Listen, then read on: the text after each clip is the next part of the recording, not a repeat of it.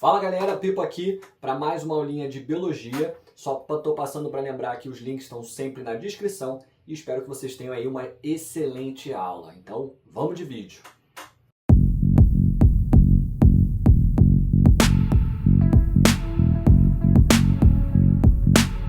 De biologia para vocês, dando continuidade então ao conteúdo de evolução. Hoje é a aula 4, a gente vai focar nas evidências evolutivas.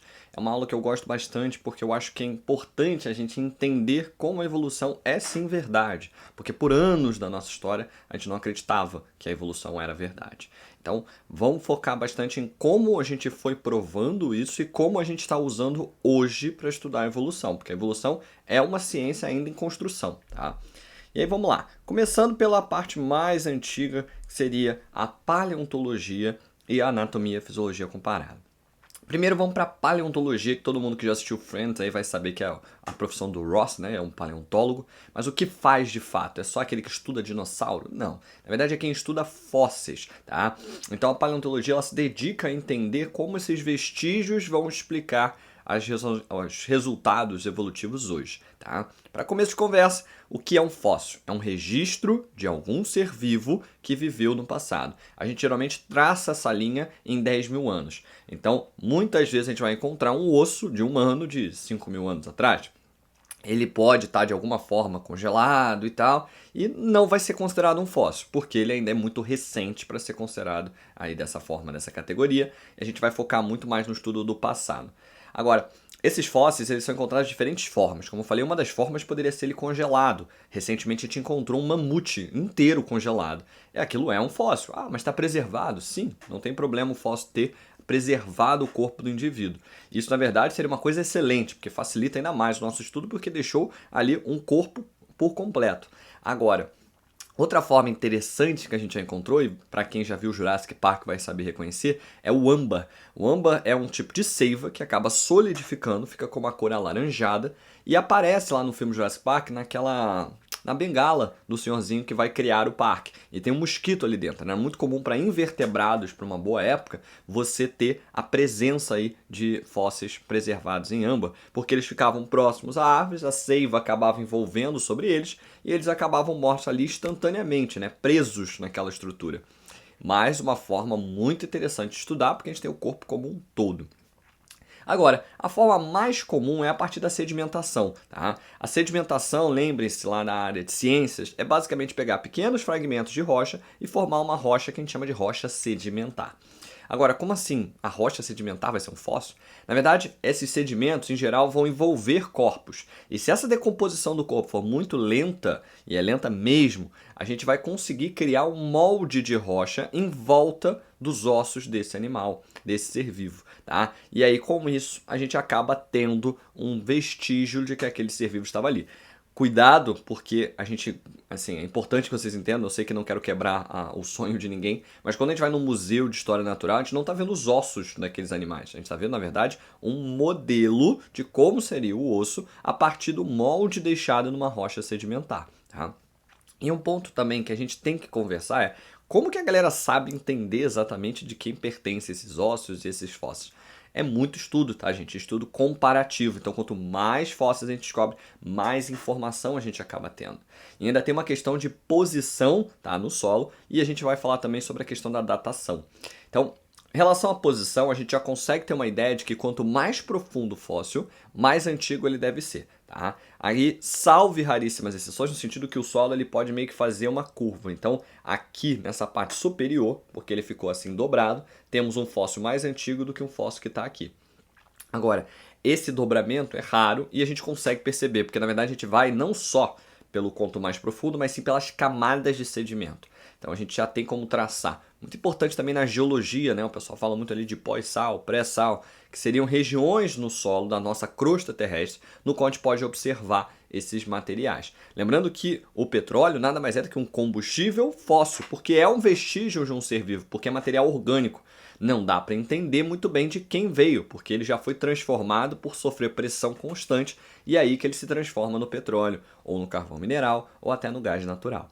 Agora, como a gente pode ter mais certeza ainda? A gente pode datar esses fósseis. Então, a partir de datação usando radioatividade, a gente consegue precisar mais exatamente de quando aquele fóssil foi formado. Tá? Então, a gente usa, por exemplo, datação de carbono 14, quando ainda há vestígio de ser vivo, no sentido que temos carbono ali ainda para datar. A gente pode usar datações a partir do urânio e qualquer outro tipo, tá, de átomo radioativo. A gente vai precisando a partir da meia-vida deles. Então, a gente sabe que se existia uma quantidade X, agora, tantos anos depois, tem Y, eu vejo quanto tempo se passou a partir da meia-vida e aí eu consigo precisar de quando é esse fóssil, que é muito interessante, tá? Agora, não só de fósseis a gente pode estudar a evolução. Os fósseis, eles mostram pra gente que existiram seres vivos no passado. Quando eles foram aparecendo, gerou toda uma quebra de ideia do fixismo, porque a gente tem fósseis ali, tá? Eu tô vendo que existiam outros seres vivos. Como é que isso poderia ser explicado pelo fixismo? Não podia. Agora, para estudar de fato, de forma comparativa, e entender que a gente tem uma ancestralidade, um trabalho que foi feito muito forte pelo Darwin, mas isso começa, na verdade, com a ideia lá do Lamarck de comparar órgãos e seus funcionamentos. E aí que vem a ideia de anatomia, fisiologia e até a embriologia comparada, a embriologia sendo um pouquinho mais moderna. O que a gente observava lá atrás? A gente observava que ao comparar espécies diferentes, a gente olhando para o corpo desses animais, eu poderia indicar se eles eram próximos ou distantes evolutivamente. Como que eu classificava esses processos que geravam esse tipo de processo, tá? Esses processos que geravam esse tipo de órgãos, perdão. A gente tinha aí órgãos homólogos e órgãos análogos, que eram órgãos que tinham semelhanças ou estruturais ou funcionais. Um órgão homólogo é aquele que possui a mesma origem embrionária e, por isso, ele tem semelhanças estruturais internamente, mas externamente parece outra coisa. Então, a gente pode pensar na asa de morcego e na pata do cavalo. Externamente, é uma asa e uma pata, completamente diferente. Mas se a gente analisar aqueles órgãos e aqueles ossos, são os mesmos ossos que compõem tanto a asa do morcego quanto a pata do cavalo. Formatos levemente diferentes, mas ainda assim o mesmo osso, mostrando que eles têm sim uma ancestralidade próxima. E os órgãos análogos é aqueles para despistar, para mostrar que eles são longe. Muitas vezes são órgãos que a gente acha que são de seres vivos próximos. Então, se eu comparar a asa do morcego com a asa de um inseto, são asas. A gente poderia pensar que, se eles são voadores, eles são muito próximos. Mas a estrutura interna é completamente diferente. Tem a mesma função, mas não vai ser feito da mesma forma, tá? Então, basicamente, órgãos homólogos são aqueles que possuem a mesma estrutura interna, a mesma origem embrionária, mas funções diferentes. E órgãos análogos são aqueles que têm a mesma função, mas estruturalmente são completamente diferentes. E a partir de que processo isso acaba acontecendo? A gente vai ter o processo da irradiação adaptativa e convergência evolutiva. Tá? A irradiação, veja que eu fiz aqui na mesma cor dos órgãos homólogos, porque é um processo que vai gerar órgãos homólogos. Se eu tenho um mesmo ancestral, um ser vivo em questão, que passa por seleções muito diferentes, um vive próximo à costa, quase que no oceano, o outro vive numa região de floresta. Esses seres vivos estão sofrendo seleções naturais diferentes, então, obviamente, as adaptações que serão selecionadas serão diferentes. Isso, com o tempo, vai criar o quê? Organismos diferentes. Então, quando a gente pega o ser humano e a gente pega a baleia, são mamíferos. A gente tem um ancestral em comum que não é tão distante assim, mas nós somos muito diferentes. Por quê? Porque nos ancestrais dos seres humanos e nos ancestrais da baleia, eles acabaram tendo seleções naturais diferentes, o que favoreceu, no caso do ancestral da baleia, ser aquático, ter nadadeira, respirar de uma forma mais lenta. E no ser humano, ter o polegar opositor, ter a capacidade de manipular objetos e aí vai. Então, a gente vai se diferenciando por causa da seleção natural. Agora, por que órgãos homólogos são resultado desse processo? Porque ainda vai mostrar o vestígio da ancestralidade. Como a baleia é mamífera e humanos são mamíferos, os nossos ossos, nosso esqueleto não é tão diferente assim.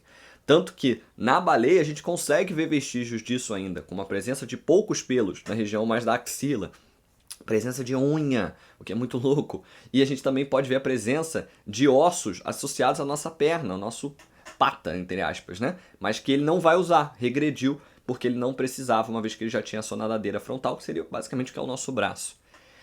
E a convergência evolutiva? A convergência inverte. Então ela vem de ancestrais diferentes que caminham juntos na mesma direção, ou seja, passam pela mesma seleção. E aí, por isso, vão ter características muito similares. órgãos análogos, com a mesma função. Então, se a gente olha para um golfinho e olha para um tubarão, cara a cara, é difícil de você fazer essa diferenciação se você não é da área. Eles são muito similares, mas por quê? São grandes predadores do ambiente aquático. Então, o corpo deles é hidrodinâmico, o formato do olho é diferente, a gente vai ter pequenas semelhanças ali aparecendo porque o ambiente em que eles vivem, que foram selecionados, era o mesmo.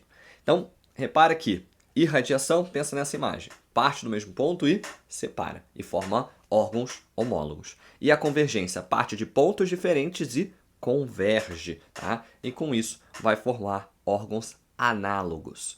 E cuidado, convergência evolutiva também é chamada de evolução convergente e irradiação adaptativa também é chamada de evolução divergente, porque diverge, tá bom? Cuidado para não acabar achando que esses nomes representam coisas diferentes. E ainda na ideia, tá, de estudar anatomia, a gente acabou encontrando os órgãos vestigiais. Órgãos que são atrofiados, que não têm uma função aparente, mas em outros animais esses órgãos eram bem funcionais. É o caso do nosso apêndice. O apêndice, ele na verdade é um vestígio de um intestino bem longo, chamado de ceco, que tinha a importância de fazer a digestão de celulose. Tá? Ela ainda aparece, por exemplo, em alguns herbívoros, como o cavalo. Mas no nosso corpo não fazia sentido, uma vez que houve uma mudança de dieta, que passou a ser carnívoro em sua maioria, então aquele intestino era desnecessário. Não é que ele some porque ele não é mais necessário. É que vai ter vantagem quem nasce sem ele. Porque imagine você ter um problema naquele ceco, você acaba morrendo mais cedo. Fora que o gasto energético é muito maior. Então, por haver vantagem em um humano não ter ceco, a gente acabou vendo aí apenas a sobra dele, o vestígio dele deixado para trás, que é o apêndice. Cuidado que eu falo que ele é sem função aparente, porque a gente conversa lá em digestão que hoje o apêndice tem função sim. Ele armazena bactérias e outros micro-organismos intestinais e que são importantes para compor a nossa microbiota. Perdão. Então é muito importante que vocês entendam sim que a ideia de órgão vestigial é que não ele vai ter nenhuma função nunca mais. Ele só perde a função anterior, que aparece nos ancestrais e aparece em outros seres vivos que ainda vivem hoje. Outro exemplo é o cóccix. O cóccix é o vestígio da nossa cauda, né? Como cordado, a gente tem cauda pós-anal. Só que essa cauda foi reduzindo e hoje ela é muito pequenininha. A gente pensa que isso deve ter acontecido por causa do nosso desenvolvimento do cerebelo, que cresceu e o nosso equilíbrio aumentou muito por isso, por causa da sua conexão aqui com a região da cóclea, né? Do labirinto. Então, acaba que a cauda tinha esse propósito, então houve uma substituição. Pelo cerebelo ser melhor, provavelmente animais que nasceram com uma cauda menor e um cerebelo maior tiveram vantagem, sobreviveram mais e se reproduziram. E por fim a gente vê o dente ciso, que também não tem mais uma função aparente no nosso caso, porque a gente não fica mastigando vegetais, mas lá ele está. Cuidado, que a gente fala isso em neodarwinismo, falamos isso também em darwinismo. O dente ciso vai sumir da nossa população? Não, ele mesmo não tendo uma função aparente, nesse caso não fez tanta diferença, tá? Ter ou não ter ele. Por isso que a gente tem ele aqui ainda inteiriço. Ele só não está funcionando no sentido que a gente não come tantos vegetais mais. Mas ele aparece. Raríssimas pessoas não nascem com dente ciso. Agora, para ele de fato desaparecer e tornar um órgão vestigial daquele que vai só deixar um nada praticamente, aí sim ele vai precisar ser desvantajoso. Hoje, como a gente tem dentistas para lá e para cá, não faz sentido, porque se ele inflamar, a gente tira.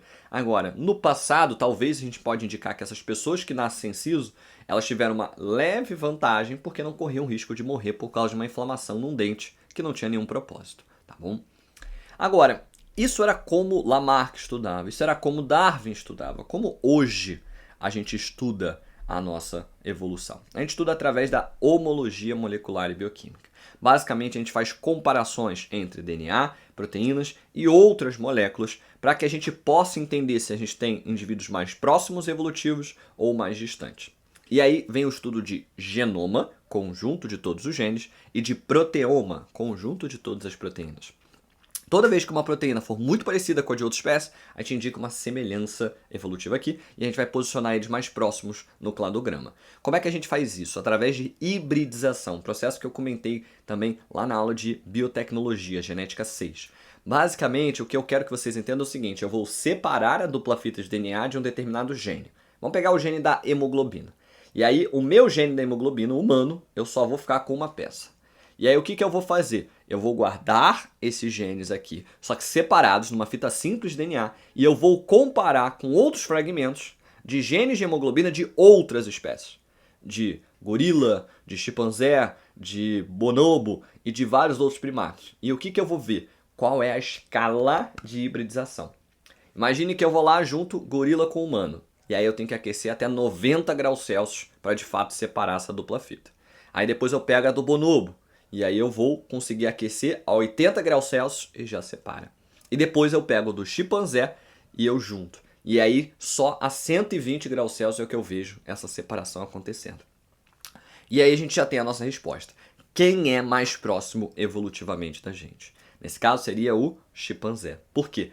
Ele foi o que eu tive que aquecer mais para conseguir separar essa dupla fita. E o que isso mostra pra gente? Que se teve que aquecer muito é porque houve uma ligação quase que inteira. Ou seja, houve uma semelhança muito grande entre os pares de base. Se tinha C aqui, tinha G aqui. Se tinha A aqui, tinha T aqui. Mostrando que eles eram ainda muito próximos, não sofreram muitas alterações e por isso a gente tem uma maior semelhança evolutiva. Eu posso fazer isso só com um gene? Não, tem que fazer com alguns para mostrar que de fato a gente é o mais próximo possível. Mas é através desses testes em hibridização que a gente hoje consegue chegar à ideia de quem é mais próximo de quem. E isso mudou por completo o nosso cladograma, mostrando que aves na verdade são répteis, mostrando que mamíferos surgiram bem antes do que a gente imaginava. Então a gente começa a ter muito mais clareza da nossa história evolutiva a partir do estudo aqui da homologia bioquímica e molecular. E isso vai permitir que a gente também tenha mais clareza nas escalas geológicas, tá? Que é algo que a gente ainda tinha muita dificuldade, porque a gente não conseguia precisar muito bem quando esses animais surgiam. Agora, para a gente fechar essa aula de número 4, eu quero falar um pouquinho também sobre biogeografia e tectônica de placas, que é algo que aparece em geografia, mas que impacta aqui pra gente, tá?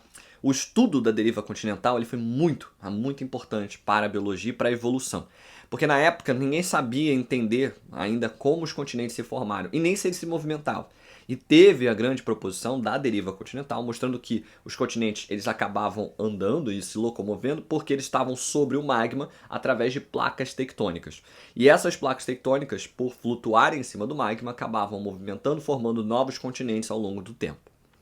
Isso foi muito importante porque tinha um questionamento muito forte que estava aparecendo a partir da descoberta de fósseis. Existiam fósseis muito semelhantes, por exemplo, na costa do Nordeste aqui do Brasil e na região ali, naquele nariz do chifre da África. E aí o pessoal ficou assim, ué, como é que pode um negócio desse? Como é que fósseis tão semelhantes estão aparecendo em regiões tão distantes? Esses animais voavam? Será que eles tinham barco? Só que na verdade o que a gente vai perceber é que esses animais tinham sim certa semelhança porque na época que eles viveram, eles ainda estavam num continente que era unido.